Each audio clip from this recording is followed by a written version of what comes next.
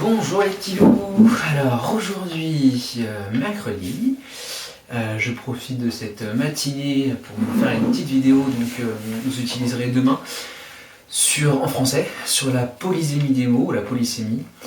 En fait la polysémie c'est pareil, c'est un mot qui paraît un peu étrange, compliqué, en tout cas difficile au niveau de l'orthographe, mais ça peu importe. Mais en fait c'est une notion très très simple.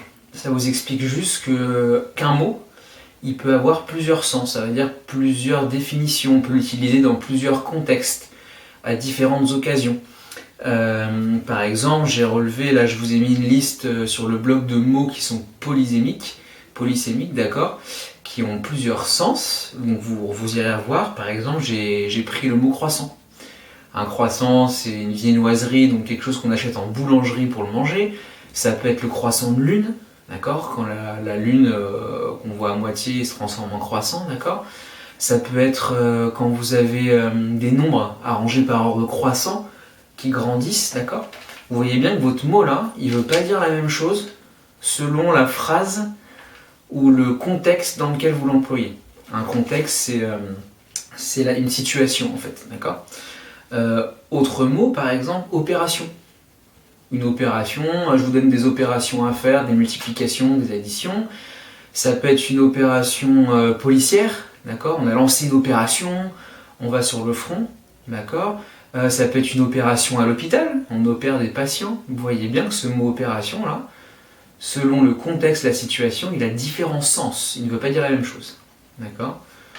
Et un exemple que j'ai trouvé là en revenant allumer ma caméra, livre par exemple, c'est pareil, livre. On a le livre qu'on lit, d'accord. Vous avez la livre, l'argent qu'on trouve dans certains pays, d'accord. C'est la monnaie en fait. Vous avez livre du verbe livrer, je livre quelque chose, d'accord. Ou même encore livrer une information, donner une information. Vous voyez, il y a plein de sens, d'accord. Les mots parfois ils ont plein de sens. Et c'est bien pratique, on peut les utiliser dans plein de situations. Voilà pour la vidéo. Vous aurez plein d'exercices là-dessus.